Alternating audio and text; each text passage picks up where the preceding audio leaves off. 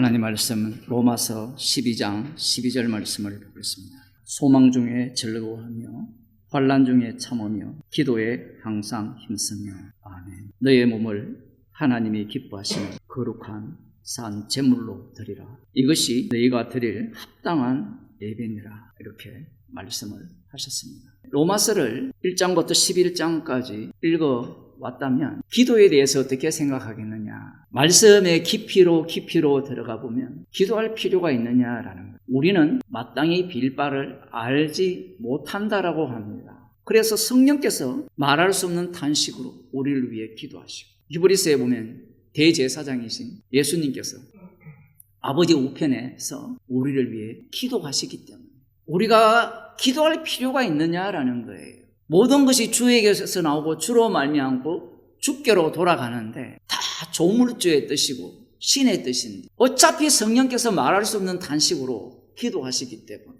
기도할 필요 없잖아요. 모든 것이 주님이 알아서 하시잖아요. 여기에 대해서 사도 바울은 우리에게 기도를 열심으로 하라고 해요. 그래서 오늘날 이렇게 가르치는 사람들이 많아요. 기도의 응답을 받는 비법, 기도를 하나님 뜻에 맞춰서 하는 이 방법, 사기꾼들입니다. 기도가 뭔지를 몰라요. 창세기 3장에 보면 이 뱀이 여자를 유혹을 해서 선악과를 따먹게 하죠. 그러자 이 아담과 여자가 눈이 밝아져서 무화과나무 잎으로 치마를 만들어 입었습니다. 하나님이 계신 걸 알아요, 몰라요? 아담과 여자가 알고 있죠. 그런데 선악과를 먹은 인간은 눈이 밝아졌는데 선악과를 따먹은 인간은 기도하지 않습니다. 자신들이 벗었으므로 두려워했잖아요. 두려워하면 하나님께 나오면 돼요. 그런데 아담이 기도하지 않아요. 기도하지 않고 행동을 합니다. 여자의 이름을 생명으로 바꿔버려요. 하와로 바꿔버려요. 그런데 흥미로운 점은 아브라함은 이삭을 달라고 기도했습니까? 안 했습니까? 기도한 적이 없어요. 기도하지 않고 믿음이 있어요. 무슨 믿음? 하나님의 그 말씀, 약속에 대한 믿음이 있어요. 창세기 12장으로 가봅시다. 여러분, 노아가 기도해서 은혜를 받았습니까? 노아가 기도해서 은혜를 받은 게 아니죠. 자, 아브라함을 봅시다. 아브라함이 기도해서 하나님이 갈대아 우르에 있을 때 선택을 하셨습니까? 아니면 우상숭배 가운데 있을 때 마치 누구처럼? 사도 바울이에요. 예수님 쪽에서 보면 우상숭배자죠. 그를 주님이 찾아와서 구원하시잖아요. 사도 바울이 기도했습니까? 기도한 적이 없어요. 결론부터 미리 말씀드리면 자기한테 기도하는 거예요.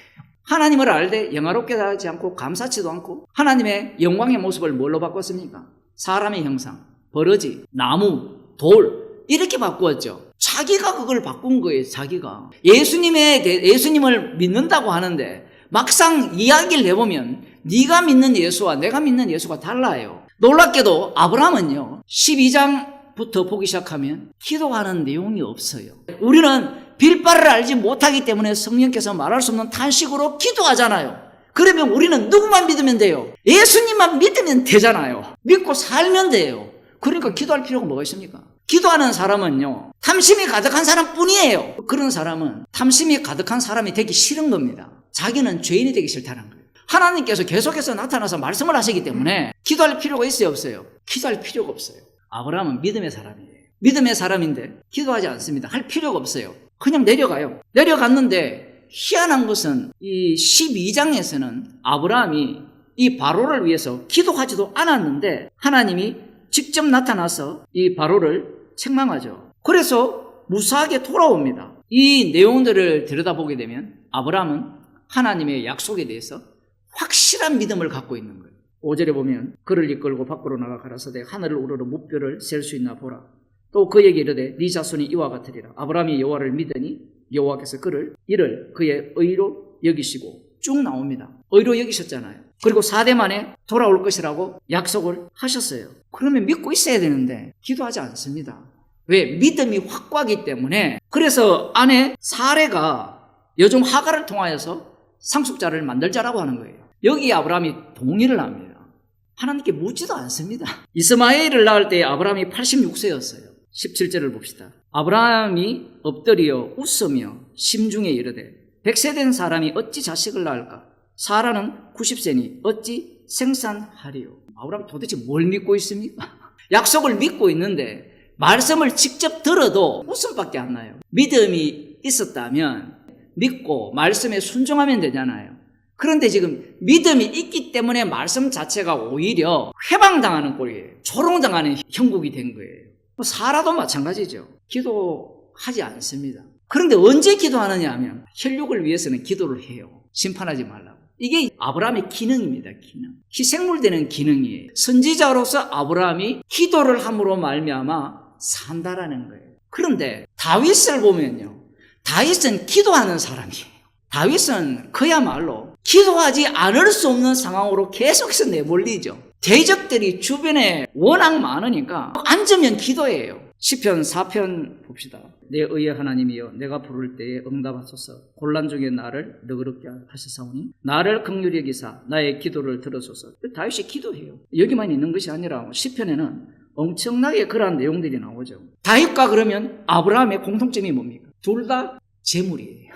열왕기상 8장을 봅시다. 솔로몬 왕이 성전을 완공한 이후에 엄청난 기도를 하죠. 만일에 이스라엘 백성들이 어디에 있든지 죄를 범하여서 어느 곳에 가 있든지 이 성전을 향하여서 기도하면 하나님께서 하늘에서 들으시고 죄를 용서해 달라고 기도를 합니다.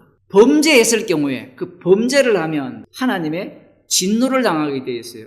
그 벌을 받게 되었을 때 성전을 향하여 기도하면 죄가 용서되잖아요. 죄 용서되면 그 다음 어떻게 될까요? 그러면 우리는 복 받는다라는 논리를 갖고 있잖아요. 과연 그럴까요? 요나서 2장을 보겠습니다. 요나는 하나님께서 지시하는 명령을 듣지 않죠. 2장 1절 요나가 물고기 뱃속에서 그 하나님 여호와께 기도하여 가로되 내가 받는 고난을 인하여 여호와께 불러 아뢰사오니 주께서 내게 대답하셨고 내가 소울의 뱃속에서 부러지셨더니 주께서 나의 음성을 들으셨나이다. 지금 죽음의 상황에서 기도하니까 하나님이 들어주셨다라는 이야기예요. 내가 말하기를 내가 주의 목전에서 쫓겨났을지라도 다시 주의 성전을 바라보겠다 하였나이다. 죽을 상황이 되니까 지금 요나가 기도하는 겁니다. 성전을 향하여 하나님께 기도를 하면 열왕기상 8장에 의하면 하나님께서 하늘에서 들으시고 죄를 용서해 준다 했거든요. 하나님이 그를 구원하신 거예요. 여기 보면 생명을 얻게 하셨다라고 말씀합니다. 죽음의 상황에서 성전을 향해서 기도하니까 하나님께서 죄를 용서하고 자신의 생명을 이 죽음에서 건져주셨다라는 겁니다. 자, 그 다음 단계입니다. 이제 니느웨로 보내버리죠. 니느웨 성에 가서 외칩니다. 죄를 용서받아서 생명을 새롭게 얻은 자의 위치에서 외치는 거예요. 다시 살아났기 때문에 니느웨 성에 가서 외칠 때 요나가 여기에서 죽을 필요가 있습니까? 없습니까? 죽을 필요 없죠. 죄 용서 받았으니까. 그런데 하나님은 요나를 어떻게 다루느냐 하면 죽으라 이야기예요. 우리가 요나라면 사람들이 요나를 뭘로 보겠어요? 온갖 비웃음을 다 당할 겁니다. 요나를 죽이는 거예요, 지금. 분명히 열왕기상 8장에 있는 그 말씀에 근거하여서 기도를 했기 때문에 자신은 죽음에서 구원을 받았잖아요. 얼마나 큰 체험입니까? 그 체험이 자기의 그 믿음을, 신념을 더 강렬하게 합니다. 그러한 인간을 하나님은 이 희생물로 삼는 거예요. 요나를 희생물로 삼는 겁니다. 요나를 희생물로 보는 거예요. 즉 기도라는 것이 이런 의미를 깔고 있는 겁니다. 그러면 예수님이 오셨을 때 그들은 어떤 기도를 했을까요? 하나님, 메시아를 보내주셔서 이 땅에 하나님 나라를 완성하여 주옵소서. 하나님 나라가 완성이 되면 저 원수들을 단번에 처단해 주옵소서. 그게 이들의 기도예요. 사가랴가 간구를 했는데 응답이 되었거든요. 안 믿어요. 당신의 나라가 이 땅에 임하옵시며 그렇게 가르쳤잖아요. 그러니 이들은, 예수님 당시 이들은 하나님 나라가 이루어질 것을 소원하고 있는 거예요. 철저하게 말씀 중심입니다. 마태복음 5장 44절입니다. 너희에게 이르노니 너희 원수를 사랑하며 너희를 핍박하는 자를 위하여 기도하라. 이렇게 말씀합니다. 유대인들의 기도에 있어서 핍박하는 자를 위해 기도할 이유가 있습니까? 그런데 예수님은 이것을 확장을 시키죠. 핍박하는 자를 위하여 기도하라. 이것은 마치 이런 겁니다. 네로 황제가 예수 믿는 자를 핍박할 때 네로 황제를 위해서 기도하라는 거예요. 가능한 일입니까? 예수님이 누구를 위해 기도했습니까? 자기를 죽이는 자를 위해서 기도하셨잖아요. 예수님은 핍박하는 자를 위해 기도하라고 합니다. 핍박하는 자, 위에 있는 권세자들을 위하여 기도하라. 이래 나옵니다. 권세자에게 복종하라. 오늘날의 권세자는 누굽니까? 법이잖아요. 권세자에게 복종하려면 법대로 해야 돼요. 그러면 법대로 하려면 법을 가진 자가 권세자가 될 거 아니에요. 그런데 예수님은 지금 핍박하는 자를 위하여 기도하라 이야기합니다. 6장 5절부터 보면 또 너희가 기도할 때 외식하는 자와 같이 되지 말라. 저희는 사람에게 보이려고 회당과 큰 거리 어귀에 서서 기도하기를 좋아하느니라. 너는 기도할 때 골방에 들어가 문을 닫고 은밀한 중에 계신 내 아버지께 기도하라. 은밀한 중에 보시는 내 아버지께서 갚으시리라. 당시에 기도를 할 때 이렇게 기도한 거예요. 왜 이렇게 기도했을까요? 그건 다니엘의 기도를 본받는 겁니다. 성전을 향한 창문을 활짝 열고 기도를 해요. 그러면 후대들이 본을 받자라고 할 거 아니에요. 본을 받자고 하는 순간 이건 뭐가 되죠? 사람에게 보이려고 하는 거예요. 여기에 대해서 예수님께서 골방에 들어가서 기도하라 라고 말씀을 하시니까 그 다음 단계는 어떤 모습이 나타날까요? 자, 이제는 은밀한 중에 보시는 주님이 기도 들으시니까 여러분 다 골방에 들어가서 기도합시다. 또 이런 소리 하고 있어요. 말귀를 못 알아들어요. 무슨 말인지. 기도라는 것은 골방에 들어가서 기도하든 사람에게 보이려고 기도하든 그 기도하는 당사자가 어떤 인물이 돼요? 성전을 향해 기도한 당사자가 성전이 돼요. 요나는 그걸 몰랐던 거예요. 자기가 희생물이 돼요. 지금 예수님께서 이렇게 말씀하시는 이유가 뭐냐면 그 남은 자 유대인이 되었던 그들이 하는 기도의 방법과 기도의 형식들, 심지어 기도의 내용까지도 문제 삼는 거예요. 그리고 우리가 알아야 되는 것은 예수님께서 하시는 말씀은 자기를 전가하는 거예요. 그래서 예수님은 기도하실 때요, 홀로 산에 올라가셨어요. 제자들과 떨어져 놓고 기도를 해요. 왜 그러냐면요, 또 흉내내거든요. 이 신약 성경이 되게 흥미로운 지점은 이거예요. 제자들이 기도를 안 한다는 겁니다. 기도할 필요가 있을까요, 없을까요? 예수님과 같이 있는데 기도할 필요가 뭐 있습니까? 예수님이 알아서 다 해줘요. 무엇을 먹을까, 마실까, 입을까. 이방인들이 그걸 구하니까 너희들은 그런 거 구하지 말라, 이렇게 말씀을 하신 거예요. 그의 나라와 의를 구하면 이제 먹을 거, 입을 거, 마실 거 해결해 주겠네요. 해결해 주긴 주죠. 언제까지? 죽을 때까지. 언제 죽습니까? 스데반처럼 돌에 맞아 죽든지, 야고보처럼 빨리 죽든지, 사도 바울처럼 헐벗을 때까지 먹여주고, 또 배부를 때 그 시점만 배부르게 해주시고, 주님이 그렇게 일을 합니다. 그러므로 너희는 이렇게 기도하라. 하늘에 계신 우리 아버지여, 이름이 거룩히 여김을 받으시오며 나라가 임하시오며 뜻이 하늘에서 이루어진 것 같이 땅에서 이루어지이다. 이 기도의 내용을 누가 이룹니까? 십자가에서 다 이루잖아요.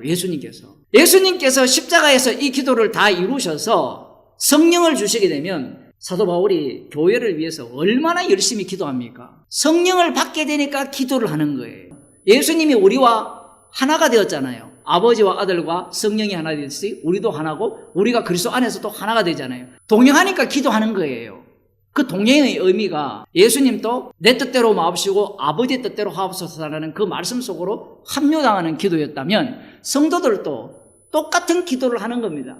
기도를 하는데 그리스도의 사랑의 넓이와 높이와 길이와 이것들을 알게 해달라고 간절히 기도합니다. 그러면 성도의 기도는 예수님을 닮게 되는데, 기도를 할 때 그 다음 뭘 예상합니까? 그 기도를 들어줄 거라고 예상을 하잖아요. 왜? 합당하게 기도를 했기 때문에. 사람들은 그런 생각을 해요. 그런데 사도 바울이 복음을 열심히 전했습니다. 수십 년 동안 전하면서 이 사도 바울은 쉬지 말고 기도를 했습니다. 거의. 그런데 1장 15절에 보면 아시아에 있는 모든 사람이 나를 버린 이 일을 네가 아나니 그 중에 부겔로와 흐모케네가 있느니라. 이 사람들을 위해서 사도 바울이 기도 안 했겠습니까? 말년이 되니까 아시아에 있는 모든 사람이 사도 바울을 버렸다는 거예요. 사도 바울이 죽는 거예요. 복음을 실어 나르는 그 역할로서 끝나는 거예요. 우리는 아버지의 뜻대로 기도하여서 구하면 하나님이 다 들어준다라고 생각하잖아요. 불교의 기도와 기독교의 기도의 차이점이 뭡니까? 기독교는 예수 이름으로 예수님이 아버지께 기도를 하는 거고, 불교는 그냥 자기 도 닦는 거고. 근데 들어가 보면 둘 다 자기 사는 기도예요. 그런데 예수님께서 십자가에서 다 이루신 이 상황이 되면 예수님의 기도는 어떻게 완성이 됩니까? 자신이 십자가 지는 기도로 가요. 그러면 성도들은 기도할 거 아니에요. 기도를 하게 되면 기도하는 당사자가 희생물이 돼요. 이렇게 들어가 보면 어떻게 되느냐면 우리가 마땅히 빌 바를 알지 못하는 거예요. 기도에 항상 힘쓰는 자는 마땅히 빌 바를 알지 못하는 자리로 나아가야 돼요. 왜냐하면 성령은 우리를 십자가로 인도를 하지, 성령을 받았기 때문에 우리는 마땅히 빌 바를 빈다라고 생각을 해요. 예상하지 못하는 응답을 주십니다. 십자가 사건으로 합류시켜요. 그 기도하지 않는 사람은 철저하게 자기를 신봉합니다. 그걸 우상 숭배라고 해요. 자기 자신을 위해서 자기 이름으로 밖에 기도 안 해요. 자기가 더욱더 강렬해지죠. 한국교회 같은 경우에는 뭐 똑같아요. 외국도 성경에는 기도할 필요 없다는 말을 한 적이 없어요. 성령이 말할 수 없는 탄식으로 기도하시는 현장이 성도가 기도에 항상 힘쓰는 현장이 돼요. 자기가 부정당하는 현장이 선악과를 먹은 자들은 뭔가 올바른 지식이 들어오면 그 지식을 소유해서 자기가 편해지려고 해요. 이제는 더 심각한 문제가 발생했죠. 기도하면 이제 내가 죽는구나. 이제 더더욱 기도 안 할 수가 있어요. 성도들을 위해서 서로 기도해 보세요. 상대가 죽는 게 아니라 내가 부정당하는 현장에 가요. 사도 바울도 마찬가지죠. 본인이 죄의 깊이를 더 알게 된 거예요. 사랑의 깊이를 더 알게 된 겁니다. 영주주의자의 특징이 뭐냐면 이 육신의 고난을 배제시키려고 하는 자들이죠. 철저하게 지식으로 구원을 얻는 자들, 알므로 구원을 얻는 자들입니다. 그 기도하는 몸을 그대로 끌고 와서 예수의 이름으로 기도하게 하여서 이 몸을 주님이 희생하신 그 희생물의 자리로 몰아 넣는 겁니다.